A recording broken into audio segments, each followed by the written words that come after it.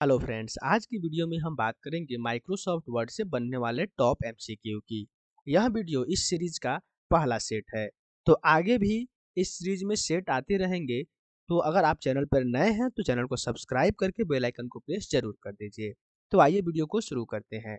हमारा पहला क्वेश्चन है, एमएस वर्ड है। एक में डॉक्यूमेंट एडिटर, दो में स्प्रेडशीट प्रोग्राम, तीन में प्रेजेंटेशन प्रोग्राम और चार में डेटाबेस प्रोग्राम।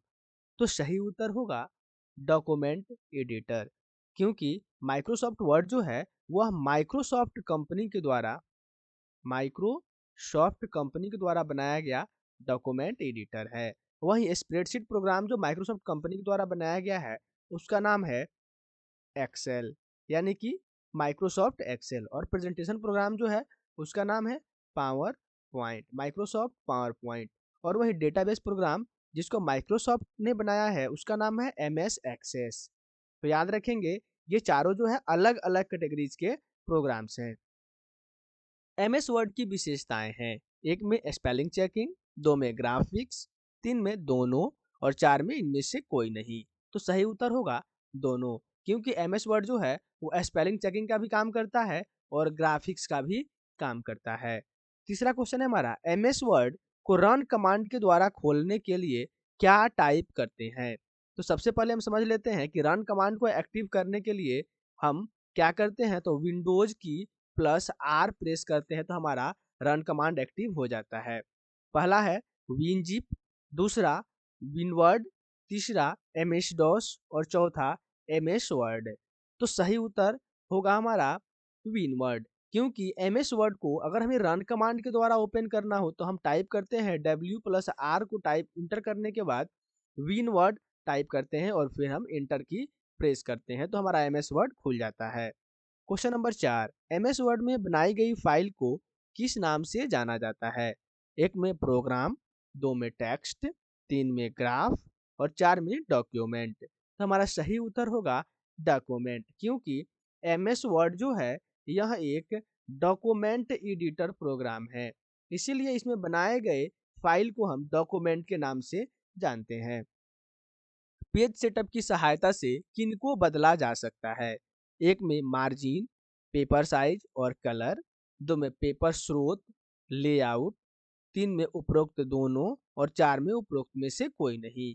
तो सही उत्तर होगा हमारा उपरोक्त दोनों, क्योंकि पेज सेटअप की सहायता से हम पेज मार्जिन, पेज का साइज यानी कि पेपर का साइज, उसका कलर, पेपर सोर्स और लेआउट, इन सभी को हम बदल सकते हैं। इसीलिए हमारा ऑप्शन नंबर 3 जो है यह सही उत्तर होगा both of these. Question number 6, कार्य क्षेत्र को मापन के लिए किस बार का उपयोग करते हैं। कार्य क्षेत्र को हम इंग्लिश में कह सकते हैं वर्किंग एरिया, यानी कि वर्किंग एरिया को मापने के लिए हम किस बार का उपयोग करते हैं। एक में रूलर बार, दो में मेन्यू बार, तीन में टास्क बार और चार में टाइटल बार। तो हमारा सही उत्तर होगा रूलर बार। रूलर बार का उपयोग करके हम हमारे वर्किंग एरिया को नापने का काम लेते हैं। नेक्स्ट क्वेश्चन है हमारा, एमएस वर्ड 2021 में फाइल को खोलने, सेव करने एवं बंद करने से संबंधित कमांड डैश में होती है। एक में होम मेन्यू में, दो में फाइल मेन्यू में, तीन में व्यू मेन्यू में और चार में इंसर्ट मेन्यू में। तो हमारा सही उत्तर होगा फाइल मेन्यू, क्योंकि एमएस वर्ड जो है ये चाहे 2021 हो या फिर 2010 और 16 हो, उसमें जो है फाइल को खोलने, उनको सेव करने और बंद करने से संबंधित कमांड जो है वो सब फाइल मेनू में ही हमें मिलते हैं। क्वेश्चन नंबर 8, किस कमांड द्वारा डॉक्यूमेंट को प्रिंट करने से पूर्व देख सकते हैं। प्रिंट, दो में वेब पेज प्रीव्यू, तीन में प्रिंट प्रीव्यू और चार में सेंड टू। तो हमारा सही उत्तर होगा प्रिंट प्रीव्यू, क्योंकि यहाँ पे हमारा क्वेश्चन कह रहा है कि डॉक्यूमेंट को प्रिंट करने से पूर्व यानी कि पहले। अगर हमें प्रिंट करके देखना है तो प्रिंट ऑप्शन तो है ही, लेकिन प्रिंट करने से पहले अगर देखना है कि हमारा पेज जो है वो प्रिंट होने के बाद कैसा दिखेगा, तब हम उसके लिए उपयोग करते हैं प्रिंट प्रीव्यू ऑप्शन का। क्वेश्चन नंबर 10, सिलेक्टेड लाइन को बोल्ड करने की शॉर्टकट कुंजी है। एक में अल्ट प्लस बी, दो में कंट्रोल प्लस ओ, तीन में अल्ट प्लस ओ और चार में कंट्रोल प्लस बी। तो सामान्यतः यह लगभग सबको ही पता होगा कि किसी भी लाइन को या सिलेक्टेड टेक्स्ट को बोल्ड करने का शॉर्टकट क्या होता है। ऐसे मैं बता देता हूँ, इसका शॉर्टकट होता है Ctrl+B, जिससे हम किसी भी सिलेक्टेड टेक्स्ट को बोल्ड कर सकते हैं। वहीं Ctrl+O का उपयोग ओपन करने के लिए किया जाता है। क्वेश्चन नंबर 10, सिलेक्टेड लाइन को अंडरलाइन करने की शॉर्टकट कुंजी है। एक में Ctrl+Shift+U, दो में Ctrl+A, तीन में Alt+E और चार में Ctrl+U। तो हमारा सही उत्तर होगा Ctrl+U। अगर ऑप्शन में Ctrl+U नहीं हो और क्वेश्चन सेम हो, तब हमारा सही उत्तर होगा Ctrl+Shift+U। Ctrl+Shift+U का उपयोग करने से भी हमारा सिलेक्टेड लाइन जो है वो अंडरलाइन हो जाता है, और Ctrl+U से तो होता ही है। वहीं Ctrl+A का उपयोग सेलेक्ट ऑल के लिए करते हैं, यानी कि जो भी डेटा हमारे पेज पे होगा उन सभी को हम एक बार में ही Ctrl+A से सेलेक्ट कर सकते हैं। वहीं Ctrl+E जो है, इसका उपयोग सेंटर अलाइनमेंट के लिए किया जाता है। सेंटर अलाइनमेंट यानी कि हमारा टेक्स्ट जो है वो पेज के एकदम से बीच में आ जाए, इसके लिए हम इसका उपयोग करते हैं। क्वेश्चन नंबर 11, एक रिफरेंस जो डॉक्यूमेंट के एक भाग की सूचना को दूसरे भाग में दिखाता है, उसे क्या कहते हैं। एक में हाइपरलिंक, दो में क्रॉस रेफरेंस, तीन में डॉक्यूमेंट और चार में लिंकेज। तो हमारा सही उत्तर होगा क्रॉस रेफरेंस। क्रॉस रेफरेंस जो है वह डॉक्यूमेंट के एक भाग में, यानी कि एक भाग की सूचना को दूसरे भाग में ऑटोमेटिकली अपडेट कर देता है। यानी कि अगर दो पेजों में क्रॉस रेफरेंस को सेट कर देते हैं और पहले पेज में ए लिखते हैं तो ऑटोमेटिकली दूसरे पेज में भी ए चला जाएगा, इसीलिए इसे कहते हैं cross reference. Question number 12, selected line का लेफ्ट अलाइनमेंट करने की शॉर्टकट कुंजी है। लेफ्ट अलाइनमेंट यानी कि अगर हम अपने सिलेक्टेड टेक्स्ट को पेज की बाएं साइड से सजाना चाहते हैं तो उसकी शॉर्टकट कुंजी क्या होगी। पहला है Ctrl+L, दूसरा Ctrl+R, तीसरा Shift+E और चौथा Ctrl+J। तो हमारा सही उत्तर होगा Ctrl+L। Ctrl+L जो है वह लेफ्ट अलाइनमेंट का शॉर्टकट होता है। वहीं Ctrl+R जो है, इससे हम अपने सेलेक्टेड टेक्स्ट को राइट अलाइन कर सकते हैं, यानी कि ये ठीक Ctrl+L के उल्टा काम करता है। वहीं Ctrl+J जो है, इसका उपयोग जस्टिफाई करने के लिए किया जाता है। जस्टिफाई का मतलब है कि हमारा टेक्स्ट जो है वो पेज के दोनों सिरों में, यानी कि लेफ्ट साइड से भी और राइट साइड से भी, दोनों तरफ से एकदम बराबर दिखता है।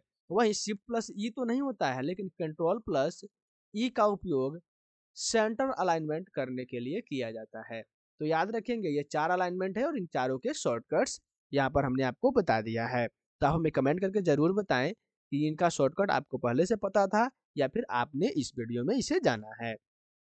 क्वेश्चन नंबर 13, MS वर्ड 2021 का पहला मेनू कौन सा है।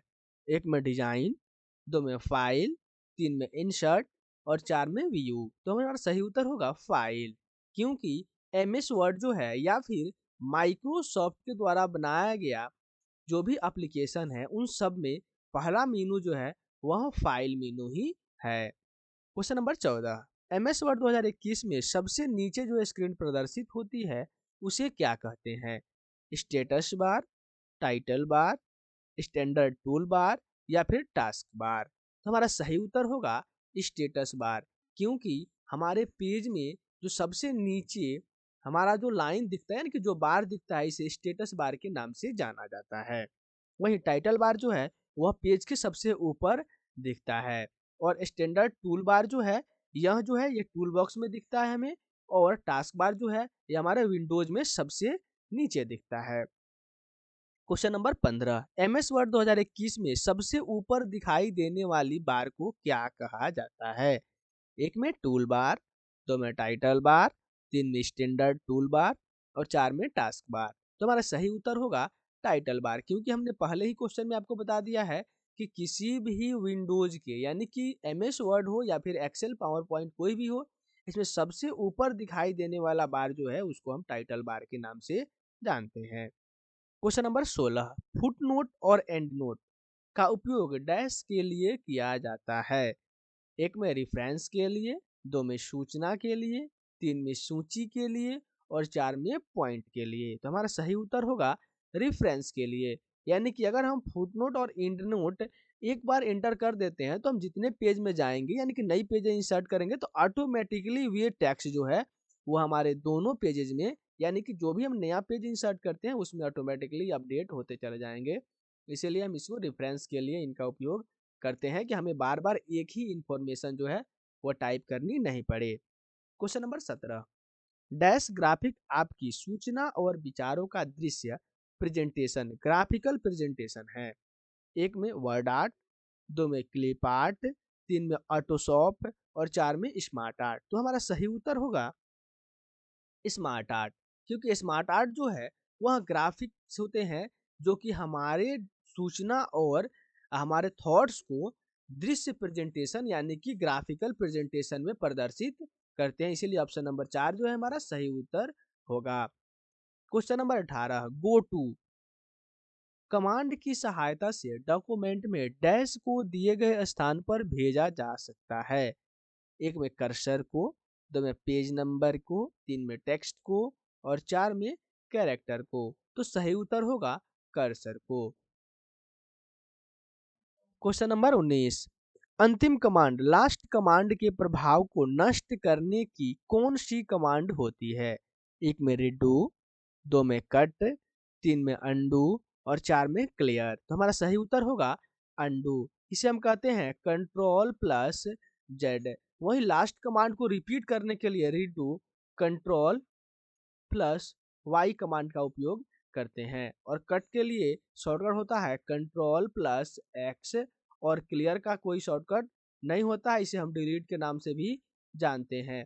और एमएस वर्ड में किसी भी टेक्स्ट को पूरा सेलेक्ट करने के बाद अगर हम स्पेस बार को प्रेस कर देते हैं तो भी यह डिलीट की तरह ही काम करता है या फिर बैक स्पेस की तरह ही काम करता है, इनको पूरे डेटा को एक बार में वो क्लियर कर देता है। क्वेश्चन नंबर 20, किस कमांड की सहायता से पूरे डॉक्यूमेंट को सिलेक्ट किया जाता है।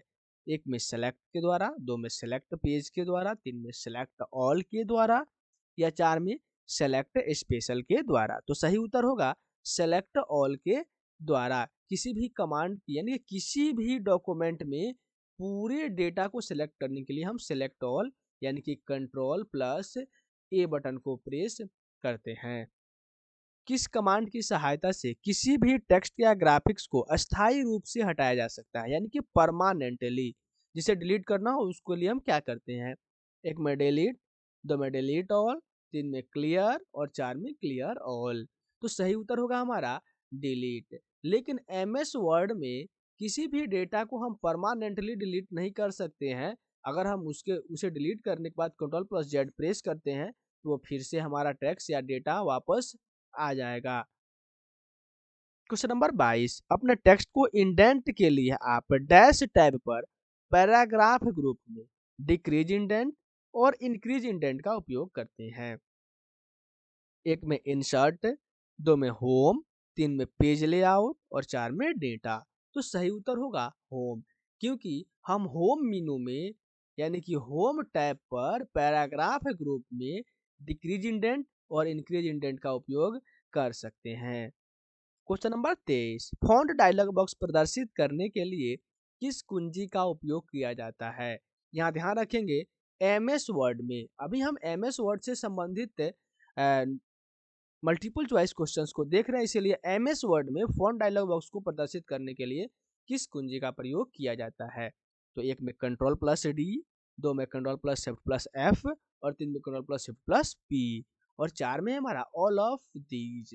तो सही उत्तर होगा हमारा ऑल ऑफ दीज, क्योंकि एमएस वर्ड में control plus D, control shift F और कंट्रोल शिफ्ट पी इन तीनों से ही हमारा फॉन्ट डायलॉग बॉक्स खुलता है। तो इसीलिए याद रखेंगे ये तीनों शॉर्टकट जो है वो एमएस वर्ड में अप्लाई होते हैं, इसीलिए इसका ऑप्शन नंबर 4 जो है सही उत्तर होगा। आप हमें कमेंट करके जरूर बताएं कि इसका आंसर आपको पहले से पता था या फिर आप सिर्फ एक ही ऑप्शन इसमें से जानते थे या दो जानते थे। क्वेश्चन नंबर 24, एमएस वर्ड 2021 में टेक्स्ट सेलेक्ट करने पर स्वतः प्रदर्शित होता है। Task bar, mini bar, mini tool bar या मेनू बार। तो सही उत्तर होगा mini tool bar.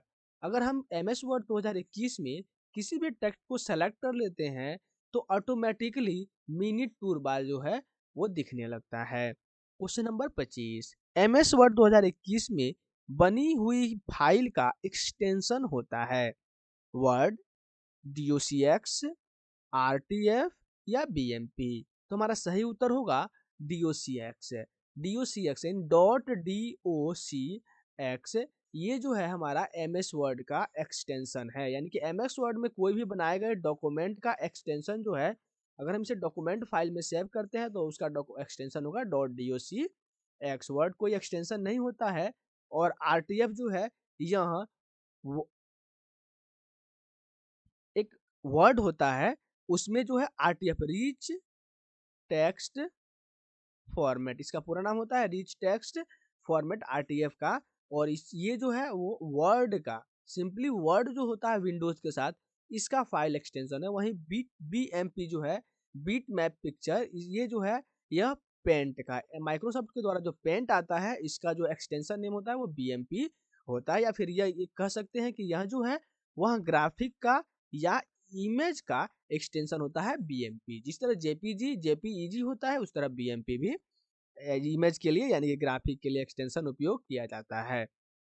Question number 26, line के आरंभ में जाने के लिए किस कुंजी का उपयोग किया जाता है? एक में कंट्रोल प्लस होम, दो में होम, तीन में अप एरो और चार में पेज अप। तो सही उत्तर होगा हमारा होम।